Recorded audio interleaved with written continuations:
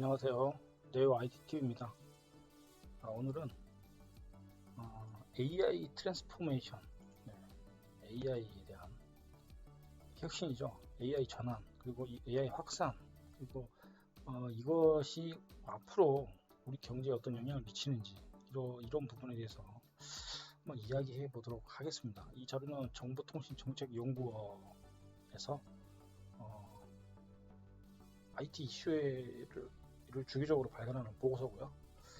이 보고서를 우리가 이야기하는 이유는 지금 현재 코로나 팬데믹으로 AI가 지금 기업에 도입이 되고 점점 그 디지털 혁신으로 사회 전환 또는 기업이 전환을 하고 있는 상태에서 앞으로의 전망을 앞으로 이 AI 확산이 어떤 식으로 좀 이루어지는지 이걸 들여다봄으로써 개인이나 기업이나 국가나 이 부분에 대해서 고민하고 검토해보고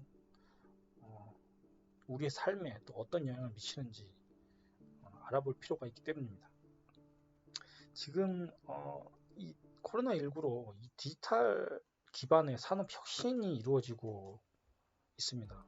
바로 AI 트랜스포메이션이라는 용어로 불리우고 있고요. 지금 뭐 2020년 글로벌 조사에서 기업에서 AI 채택을 하겠다는 게 한 40%가 넘어갔고요. 주로 하이테크 통신 분야로 많이 이루어지고 있는 상태입니다. AI 채택 여부에 따라서 기업의 성과에 큰 격차를 가져오고 있는 상황이고요. 또 AI 선도국과 그 AI를 도입하지 않는 지체국 간에도 이 격차는 점점 커질 것으로 전망이 되고 있습니다. AI 트랜스포메이션이라는 것은 사전적 의미로는 완전한 어떤 변화, 탈바꿈, 변신 이런 걸 의미하겠죠. 그리고 관련 단어로는 변환, 변형, 변모, 가공, 개량 이런 뜻이 있습니다. 그런데 이 AI 트랜스포메이션은 결국 완전한 어떤 변환, 그러니까 기존의 방식으로는 어떤 문제를 해결할 수 없고 기존과 다른 방식으로 완전한 변환을 의미한다고 이해하시면 되겠습니다.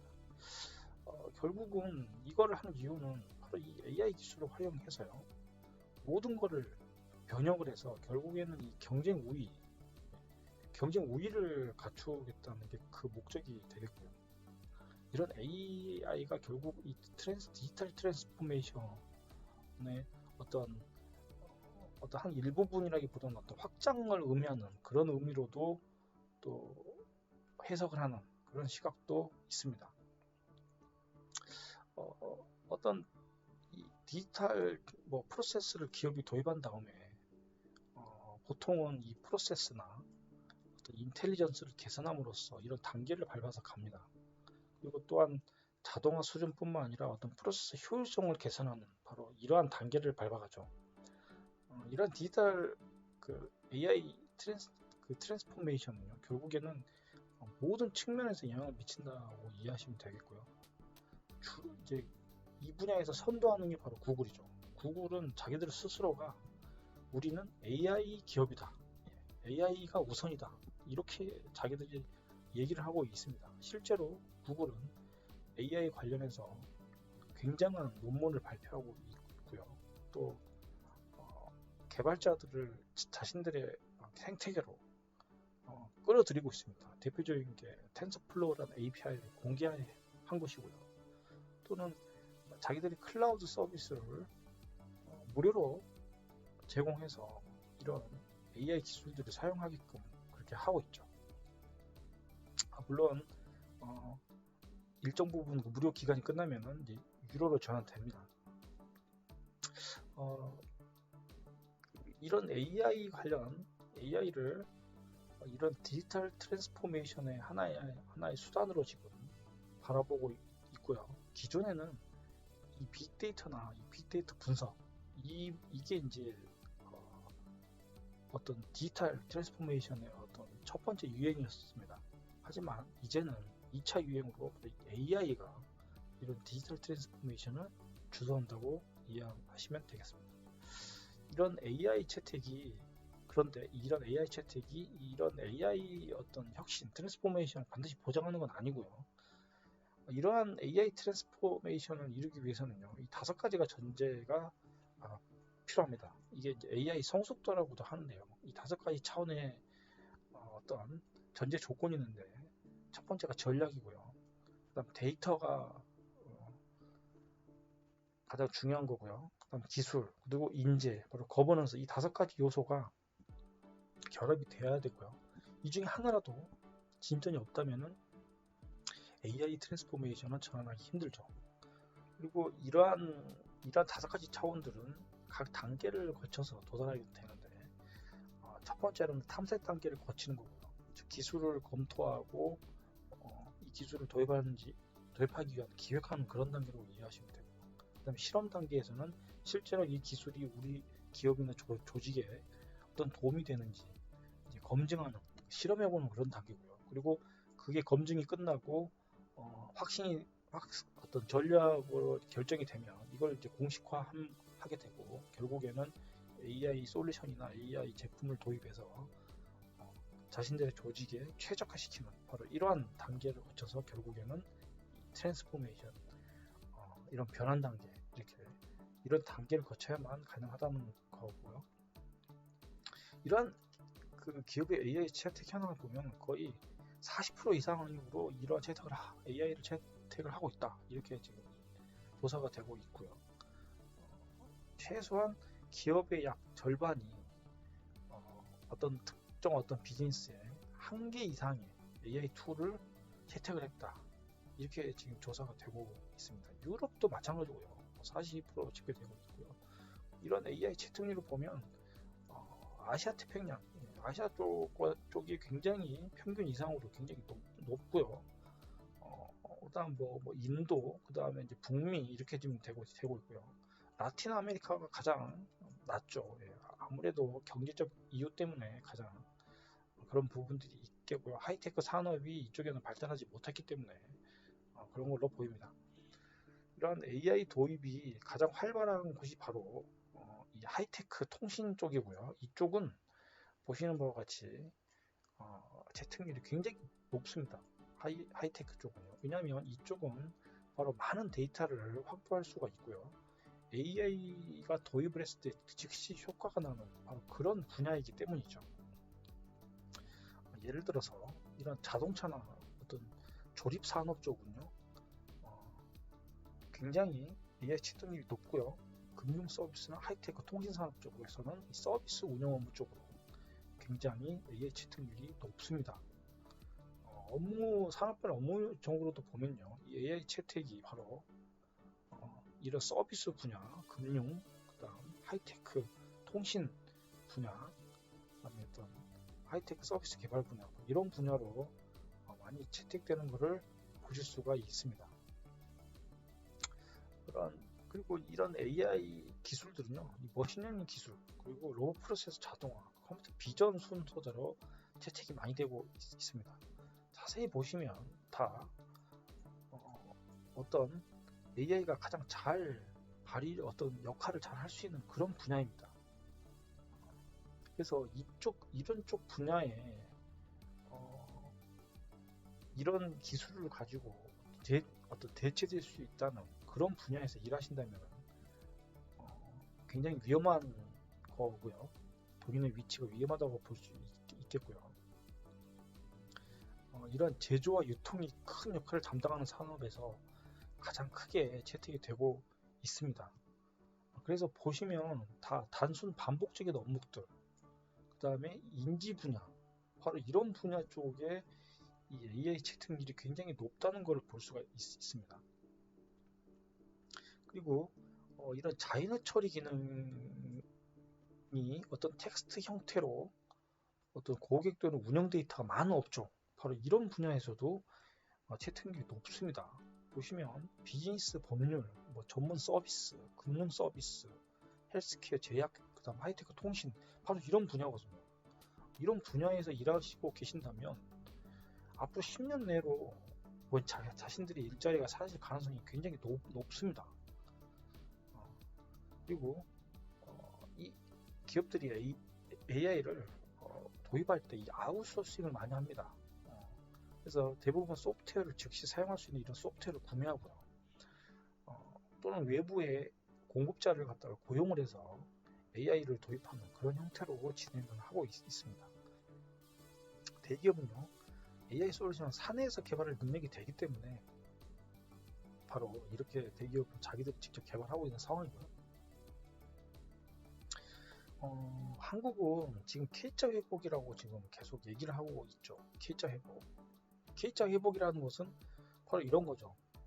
특정 분야에서 좀 디지털 전환이 된 기업들은 급속하게 회복을 하는 거고요. 주로 대면 서비스, 이런 여행, 이런 쪽에서 일하시는 분들은 그런 기업들, 산업은 회복이 더디다는 점, 이게 바로 K자 회복입니다.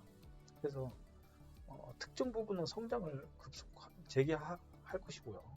또는 다른 부분은 계속 뒤처지는 바로 이런 현상을 말하는데, 이런 기술 및 대자본이 있는 기업들, 이런 기업들은 당연히 AI 쪽으로 투자를 많이 해서 빠른 속도, 그리고 디지털 어떤 혁신과 디지털 기술을 많이 빠르게 도입을 해서 빠르게 회복할 수 있는 거고요. 결국은 이 AI 사용의 중요성이 점점 커지고 있다. 이렇게 이해하시면 되겠습니다. 그리고 결국 이 AI 도입 여부가 성과 격차를 더 확대시킬 것이다. 이거는 기업뿐만 아니라 개인도 마찬가지입니다. 개인이 스스로 AI를 잘 활용할 수 있는 사람들은 그 업무 성과를 빠르게 낼 것이고요. 그만큼은 더 연봉을 많이 받을 거고 많은 대우를 받겠죠. 결국은 이런 AI 도입이 거의 66% 어떤 기업들이 매출 증가에 기여를 했다. 이렇게 좀 얘기를 하고 있는 거고, 지금 예측한 바로는 선두 기업은 2030년까지요. 앞으로 10년 후 거의 120% 이상의 현금을 추가 창출할 수 있다. AI를 도입하는 기업은 바로 이렇게 보시는 바와 같이 이렇게 많은 현금을 창출할 수 있는 거고요. 이런 AI를 도입하지 않는 기업들은 바로 이렇게 오히려 마이너스거나 아니면 아주 더딘 이런 성장을 보일 것으로 예상이 됩니다. 따라서 AI가 결국에는 기계와 AI 기술을 이용해서요, 자동화를 하는 것이고요. 어떤 기계와 인간의 역할을 재할당, 다시 정의하는 거고요.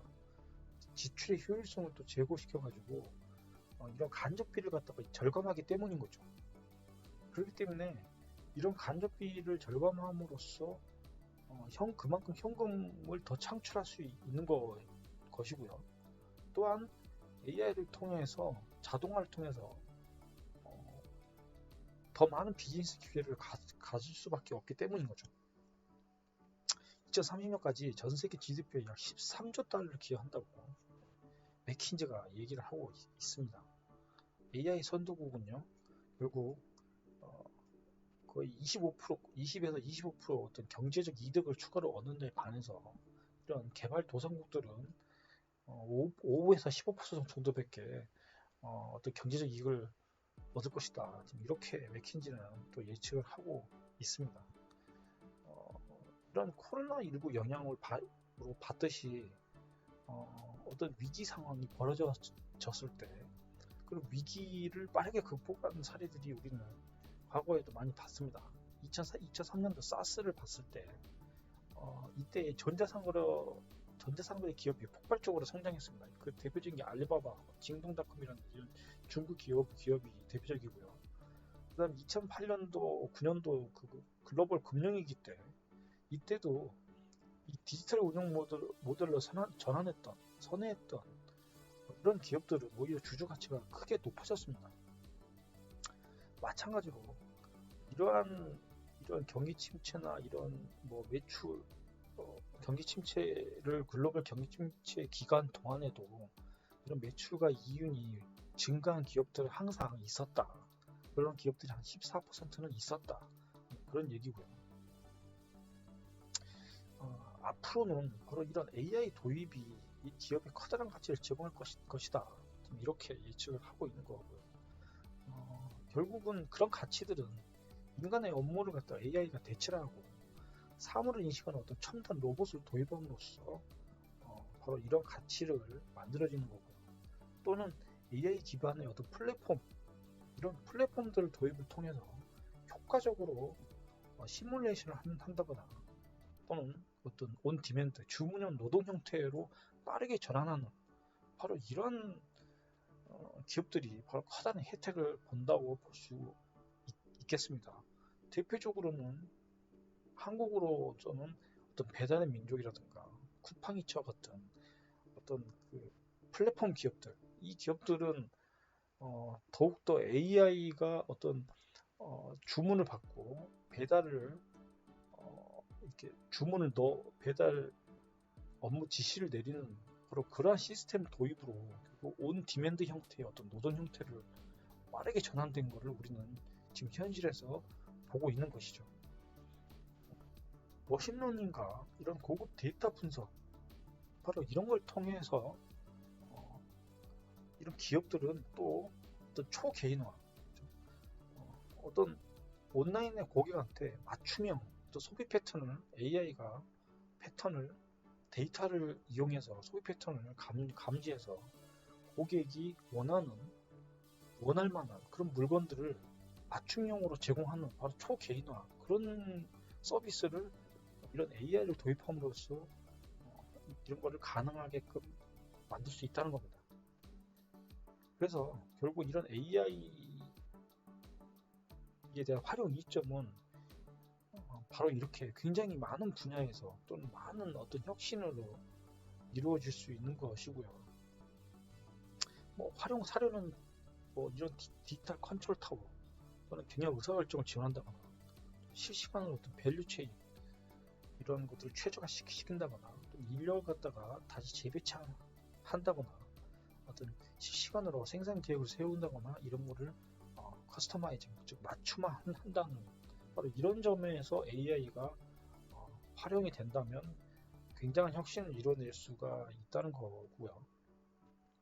그리고 팬데믹 하에서 이런 기업의 AI에 대한 투자는 오히려 줄지 않고 늘었다. 그런 응답이 더 많았다는 것이고요. 또는 이런 팬데믹이 AI 투자에는 사실 아무런 영향을 미치지 않았다.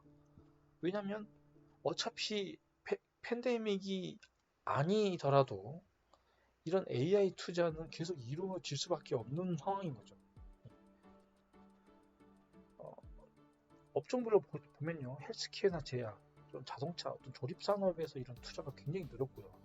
민간 부분에서는 의약품 설계 이쪽 부분으로 굉장히 많이 활용이 됐습니다. 그래서 코로나19 백신이 그렇게 빨리 나올 수 있었던 이유가 바로 AI를 이용해서 의약품을 진단하고 설계하고 개발했기 때문인 것이죠. 결국 정리하자면 MIT의 어떤 수석 연구원 이런 얘기를 했습니다. 귀사는 나비로 변모하고 있습니까? 아니면 더 빠른 애벌레가 되기 위해서 훈련을 하고 있습니까?